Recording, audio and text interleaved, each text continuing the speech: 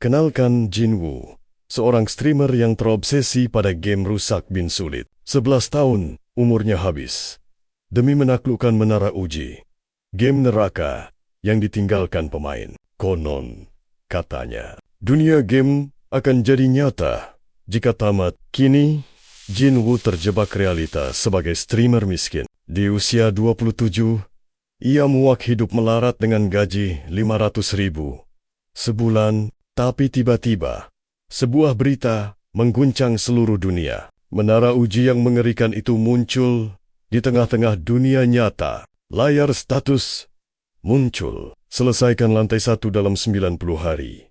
Atau mati. Tak perlu banyak bicara. Jinwoo tahu saatnya menunjukkan taringnya. Target pertama, memburu Mangrove of Greed demi meningkatkan levelnya. Pohon keramat dengan buah penambah poin status bagi siapapun yang memakannya. Sialnya, hanya ada 4 buah sementara kerumunan serakah sudah mengantre panjang. Muncul Lee Yong-soo, parasit busuk yang hobinya mengeksploitasi para streamer kecil. Si bajingan ini mencoba mendekati Jinwoo dengan topeng persahabatan palsu. Yang-soo mengira Jinwoo masih naif, padahal keadaan kini sudah jauh berbeda. Saat kekacauan pertempuran meledak, semua orang berebut apel. Tapi mereka tak tahu tujuan asli Jinwoo yang sebenarnya. Ada harta karun tersembunyi yang jauh lebih berharga dari sekadar buah. Monster itu harus tumbang, sementara yang lain kabur karena ketakutan setengah mati. Sudah 50 nyawa melayang sia-sia mencoba menaklukkan monster mengerikan ini. Memanfaatkan sifat serakah Yang-soo, Jinwoo memancingnya untuk tetap tinggal membantu. Dia membujuk bahwa serangan bersama adalah satu-satunya kunci kemenangan mutlak. Namun saat aba-aba serangan dimulai, Jinwoo justru dikhianati mentah-mentah. Tapi jangan salah, pengkhianatan inilah yang justru masuk dalam rencana cerdiknya. Karena insting pohon itu akan selalu menyerang pemain yang berada di posisi terjauh. Menjadikan Yang-soo umpan, Jinwoo menyambar bola pohon setelah membantai monster itu. Item rusak ini menambah 12 poin status instan. Dialah pemain level 1 terkuat. Keberhasilan mengalahkan Mangrove of Greed membuatnya layak masuk ke Hall of Fame. Namun, demi keamanan, sang legenda memilih untuk tetap bergerak dalam bayang-bayang. Notifikasi pencapaian luar biasa itu pun mengguncang jagat raya. Awalnya dikira hoki, namun dunia merinding saat melihat rekaman aksinya yang gila. Dan kalian sadar tidak, Jinwoo telah mengunci identitasnya rapat-rapat di balik topeng mode anonim. Tawaran uang melimpah datang membanjiri, namun ilmu mahalnya takkan dijual. Sejak menara muncul, barang museum rongsokan kini berubah jadi artefak berharga. Replika-replika ini menyimpan kekuatan rahasia untuk mendominasi tahap awal permainan. Dan incaran utama semua orang adalah peta agung Island, kunci rahasia untuk menembus lantai 10 dengan mudah. Pertumpahan darah tak terelakkan demi memperebutkan peta legendaris tersebut. Ada kakek penyembur api dan gadis pemanggil patung raksasa yang mengadang jalan. Saat semua orang gemetar ketakutan, Jinwoo justru berdiri tenang tanpa rasa gentar. Si gadis sombong mencoba menggertak dengan memanggil pasukan patung yang lebih banyak. Namun bagi Jinwoo itu hanya mainan. Ia melesat tanpa lawan menyadarinya. Rupanya, Jinwoo sengaja ingin menunjukkan kengerian ngarai besar pada gadis itu. Disinilah Jinwoo memamerkan teknik tingkat tinggi dalam menggunakan artefak yang sebenarnya. Lututnya gemetar hebat. Ia mendesak agar topeng Tutankhamun segera diserahkan. Gerbang menuju ruang harta karun paling legendaris akhirnya terbuka lebar. Sayangnya, si pria tua terhenti oleh penghalang gaib yang kuat. Satu-satunya cara menembusnya hanyalah dengan menjalin aliansi maut bersamanya. Ia sama sekali tak tertarik pada peta timur itu. Tugasnya hanya membombardir penghalang dengan sihir api agar pertahanannya melemah. Sihir itu harus terus dilepaskan hingga seluruh artefak berhasil diamankan. Terdesak situasi, si pria tua terpaksa menaruh kepercayaan padanya. Jinwoo tahu dalang di balik semua ini, termasuk pencuri pedang itu. Namun, pedang itu hanyalah replika kelas 2 yang tak bernilai baginya. Ia hanya mengincar 3 artefak spesifik dengan kekuatan dahsyat. Jika digabung, relik ini akan membangkitkan kemampuan peringkat ganda es, mata kebenaran, kekuatan mutlak yang mampu membongkar setiap kebohongan. Ia juga bisa melihat status orang lain dan melakukan fusi peringkat es. Kini, ia bisa menyalin dan menyimpan ribuan skill hebat di dunia. Ia bahkan bisa menggabungkannya menjadi kekuatan yang jauh lebih mematikan. Bermodalkan skill terbaik, kini saatnya menguji kehebatan barunya tersebut. Lawan tandingnya sudah menunggu, si pria tua sakti di luar sana. Untuk mencuri apinya, ia harus memancing emosi asli dari balik topengnya. Singkatnya, ia harus membuat amarah pria itu meledak hebat. Jadi, ia mengejek bahwa bantuan sihir apinya tak pernah benar-benar dibutuhkan. Semuanya cuma jebakan mana. Sementara peta timur mulai hangus terbakar. Rahasia menara sudah di tangan. Semua syarat pun terpenuhi sempurna. Meski pria itu murka, Jinwu yakin kekuatannya jauh lebih superior. Menariknya, Jinwu tetap ingin menjadikan pria tua itu sebagai sekutunya. Gadis itu kini juga ikut masuk dalam rencana besarnya. Keduanya pun resmi berada di bawah perintah sang karakter utama. Video insiden museum meledak di TV. Semua bertanya-tanya siapa sosok itu. Kabar besar pun segera tersebar. Pemerintah memutuskan membentuk departemen khusus untuk menangani situasi baru ini. Han Senjing muncul di layar kaca guna merekrut para pemain baru, terutama mereka yang bisa melacak pria misterius dalam video itu. Hadiah cek kosong pun telah disiapkan bagi sang penemu. Berapapun nilainya, pemerintah siap membayar demi mengamankan jasa tersebut. Namun, Jinwu tetap bergeming dan tak sudi membocorkan rahasia informasinya. Masa penantian usai, kini para pemain bebas menyerbu lantai pertama. 2 fitur sistem baru kini resmi diluncurkan secara global. Unggah videomu dan raih 100 koin untuk setiap 10.000 tayangan. Fitur streaming tersedia, namun khusus hanya saat melawan bos lantai saja. Hukuman berat menanti bagi siapapun yang berani menyalahgunakan sistem ini. Semua orang bergegas menuju menara demi menaklukkan lantai pertama secepatnya. Tanpa mereka sadari, Jinwu telah menyusun rencana rahasia yang mengejutkan. Tak disangka, 2 rekan baru ini akan ikut dalam petualangan besarnya. Mereka pun mulai membuntutinya dari belakang. Awalnya, keraguan menyelimuti mereka saat menatap pintu labirin. Mereka pikir jika level rendah saja berani, tantangannya pasti remeh. Sayangnya, dugaan mereka meleset sangat jauh. Belum genap 10 menit, maut sudah menjemput salah satunya. Hanya sang pemimpin, Park Hana, yang menarik perhatian. Jinwu menyelamatkannya hanya demi kemampuan unik bernama Komuni. Skill ini mampu memanipulasi kepercayaan orang secara instan. Syaratnya, Jinwu harus bersamanya selama 240 jam. Siapapun dilarang mendekat atau Jinwu akan langsung bertindak tegas. Padahal, dia tak pernah meminta mereka untuk ikut.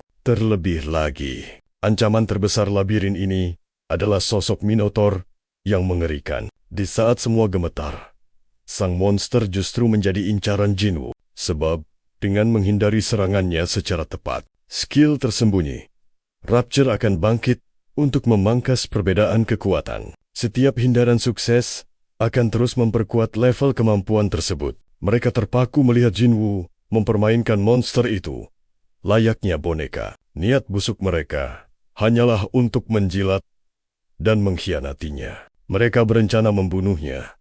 Tanpa sadar Jinwu adalah monster sebenarnya. Namun, rencana licik itu hancur berantakan. Tak ada jalan keluar sebelum seluruh labirin ini ditaklukkan. Karena terjepit, mereka pun merangkak memohon perlindungan pada Jinwu. Bayarannya, mereka harus bertahan di sana selama 30 hari. Berbekal kekayaan melimpah, Jinwu pun segera beraksi. Dia membeli barang-barang rongsokan yang terlihat tak berguna. Namun, saat semua material itu digabungkan secara sempurna, lahirlah artefak peringkat es yang mendongkrak keberuntungan penguatan senjatanya. Padahal, peluang sukses scroll penguat terkenal sangatlah mustahil. Tapi dengan keberuntungan maksimum, probabilitasnya menjadi 100%. Inilah momen Jinwu menciptakan senjata plus 10 pertama di dunia. 10 hari yang mencekam telah berlalu di labirin. Hanya 2 orang tersisa yang bertahan hidup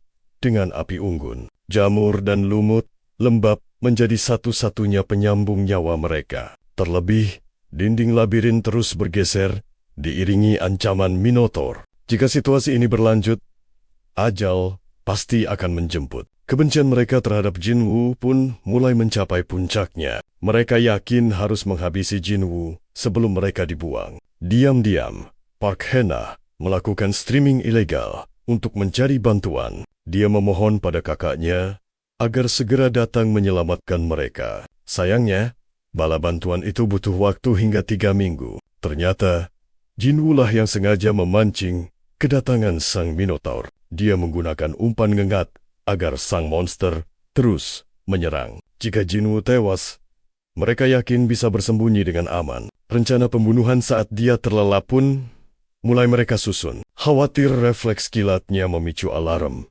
mereka memilih racun mematikan. Untungnya, sang kakak memiliki ramuan yang sangat sempurna. Tak disangka, Jinwu sudah membaca rencana busuk itu dan menukar piring mereka dalam sekejap mata. Dia juga menyadari bahwa mereka tengah menyiarkan segalanya secara langsung. Jadi, dia segera melaporkannya. Seluruh penonton diblokir selama sebulan penuh.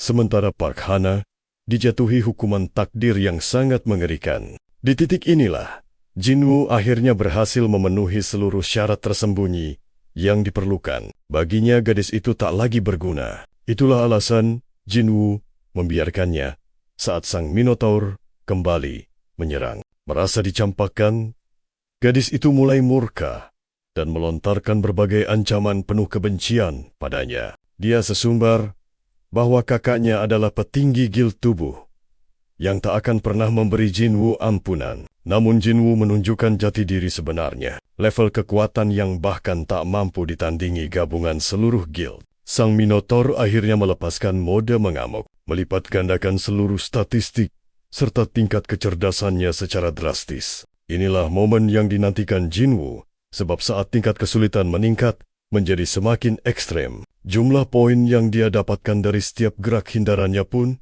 akan melonjak berkali-kali lipat. Selama 5 menit penuh, Jinwu terus bertahan dari gempuran maut.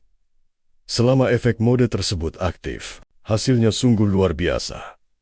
Dia berhasil meraup poin dalam jumlah yang sangat fantastis. Sebaliknya, sang Minotaur justru jatuh lumpuh sebagai efek samping dari penggunaan mode mengamuknya sendiri. Kondisi lumpuh ini berlangsung sehari penuh, waktu yang cukup bagi Jinwu untuk memulihkan stamina demi ronde berikutnya. Saat ini kemampuannya telah berada di level 57, namun target utamanya adalah mencapai level 100 dalam kurun waktu 20 hari ke depan. Akhirnya, mimpi buruk itu berakhir. Jinwu menyentuh level 100 dan menghabisi sang Minotaur untuk selamanya. Namun, hal itu saja tidak cukup menjadi alasan bagi Jinwu untuk membiarkannya tetap hidup. Mengingat mereka sudah berulang kali mencoba mencabut nyawanya dengan cara yang sangat licik, dia menuntut alasan kuat untuk memberi pengampunan dan memaksanya bergabung ke dalam perusahaan barunya. Meski enggan, rasa takut mati membuatnya menawarkan berbagai hal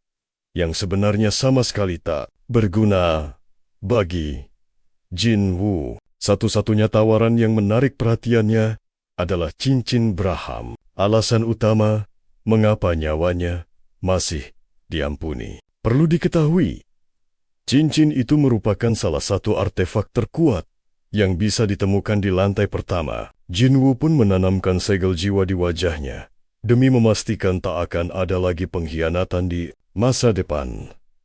Masa depan, sebuah kontrak absolut yang memaksa siapapun untuk patuh demi bisa bertahan hidup di dalam labirin. Meskipun masing-masing dari mereka sebenarnya mendapatkan imbalan sebesar 5.000 koin. Jinwu merampas seluruh harta Park Hana dan memberinya waktu 3 hari saja untuk menyerahkan cincin legendaris tadi. Tak terasa, 1 bulan penuh telah mereka lalui bersama di dalam tempat yang mengerikan itu. Kini Jinwoo harus memantau situasi dunia luar melalui koneksi teman-teman lamanya dari dunia video game. Mereka adalah tim raksasa dan sosok petarung nuklir yang dikenal sebagai Yu Yanhua. Dia memiliki aura penguasa yang sangat mendominasi di medan perang. Sosok mesin tempur sempurna untuk skala besar. Ahli taekwondo dengan pertahanan baja sekaligus serangan yang sangat eksplosif. Demi bisa meniru seluruh kemampuan tingkat tinggi tersebut, syarat mutlaknya adalah mereka harus mencapai lantai 20.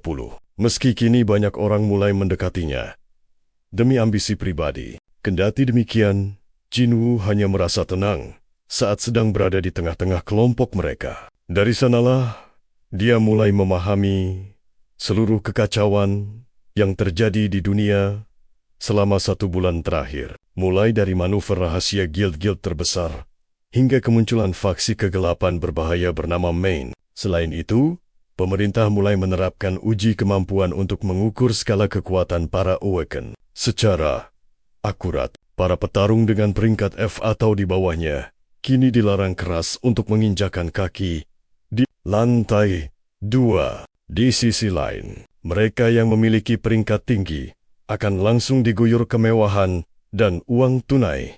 Saat itu juga, Jinwoo pun mengikuti ujiannya. Park Hana tiba-tiba muncul kembali bersama kakaknya, seorang hunter elit dari guild gagak yang tersohor. Mereka adalah tipe orang sombong yang haus pengakuan dan selalu ingin mendominasi siapapun di hadapannya. Sayangnya, mereka tak sadar telah memancing monster yang salah. Saat kakak Park Hana mencoba menekannya, Jinwoo justru mengincar skill miliknya. Sial bagi mereka. Syarat menirunya adalah dengan memancing amarah target hingga meledak. Jinwoo pun memulai aksinya dengan mematahkan jari pria itu. Ia terus menginjak-injak harga diri lawan saat mencoba menyerangnya balik. Hingga akhirnya, Tuan Kim mengintervensi. Meski kesal, ia terpaksa menahan diri karena pria malang itu masih ada gunanya. Tapi, Jinwoo sudah membaca situasinya. Berkat info dari Park Hana, ia tahu kakak pria itu sedang menyelundupkan ginseng Korea ke Tiongkok. Kim terperangah, namun ia makin syok saat Jinwoo mengaku punya penawar untuk efek samping ginseng tersebut. Kim segera membungkam Jinwoo dan memasang penghalang sihir agar pembicaraan rahasia ini tak bocor. Disinilah negosiasi dimulai. Jinwoo menawarkan solusi, tapi imbalannya adalah 10 labirin paling menguntungkan.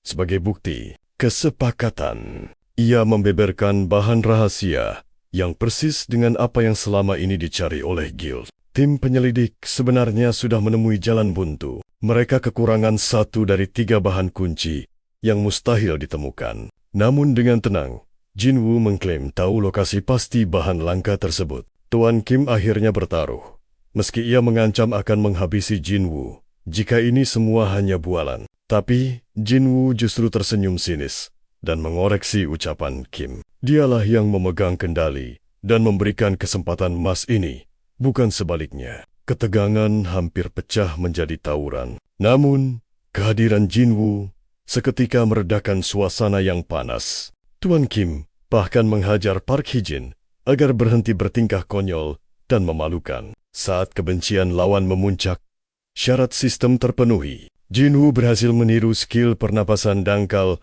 untuk memantau kekuatan musuh. Kini, ia hanya perlu menghancurkan kristal uji coba di depannya. Tak peduli pada senjata atau skill khusus, Jinwoo langsung mengincar kristal paling raksasa. Penguji meremehkannya dan menyuruh Jinwoo pindah ke kristal kecil, karena yang besar tak pernah tergores oleh siapapun. Tapi lihatlah wajah mereka saat Jinwoo menghancurkan kristal itu hingga berkeping-keping. Tak ada kata lain selain ucapan selamat Jinwoo resmi menyandang gelar peringkat S yang legendaris. Namun, sebelum berita ini heboh, Jinwoo meminta agar pengumuman klasifikasinya ditunda selama 1 minggu. Sang penguji pun dibuat mati, kutu, dan tak berdaya menghadapi aura Jinwoo. Di bawah tekanan besar, ia tak punya pilihan. Selain patuh, di gerbang keluar, Park Hana sudah menunggu untuk menagih janji. Hana berharap Jinwoo akan segera menghapus tanda kutukan pada dirinya. Sayangnya, Jinwoo masih punya rencana licik untuk gadis ini. Dengan status barunya, ia menyusup sebagai penjaga gerbang di labirin ekspedisi berbahaya bernama Ruang Cabul. Sebelum invasi dimulai, Jinwoo mendapat hadiah karena prestasinya menaklukkan menara sebelumnya. Skill hati dingin kini telah dikuasai, bersama dengan sebuah kemampuan pasif lainnya. Skill Monopoly. Kemampuan ini aktif jika ia melahap semua hadiah akhir sendirian, tanpa berbagi. Jika syarat itu terpenuhi, maka hadiah paling langka dari seluruh tim penyerang akan jatuh ke tangannya. Tiba-tiba, mata Jinwoo tertuju pada Guild Ozean, pasukan elit dari daratan Eropa. Merasa ada yang janggal, Jinwoo mencoba mendekati seorang gadis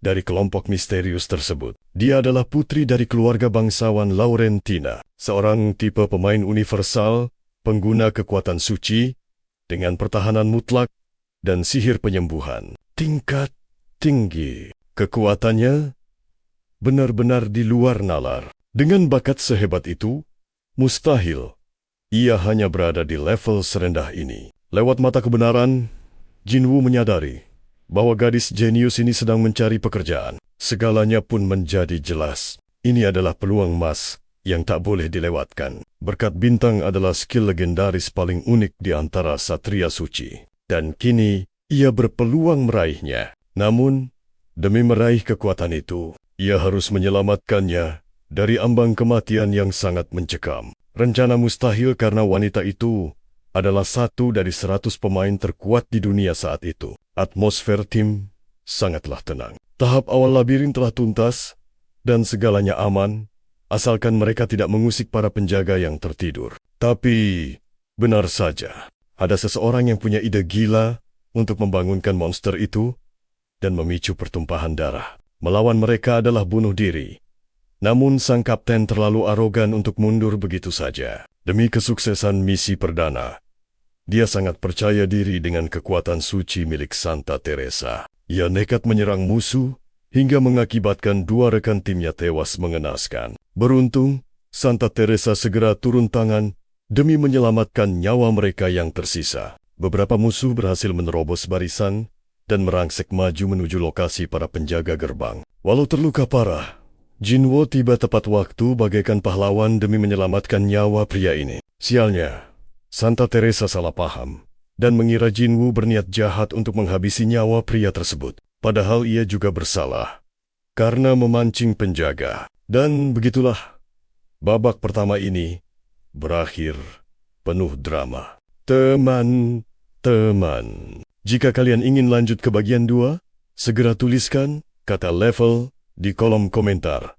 Sekarang, jangan lupa berlangganan, nyalakan lonceng notifikasi, dan berikan suka kalian untuk video ini. Dan yang terpenting, tinggalkan komentar kalian. Cukup sekian hari ini, sampai jumpa di petualangan berikutnya.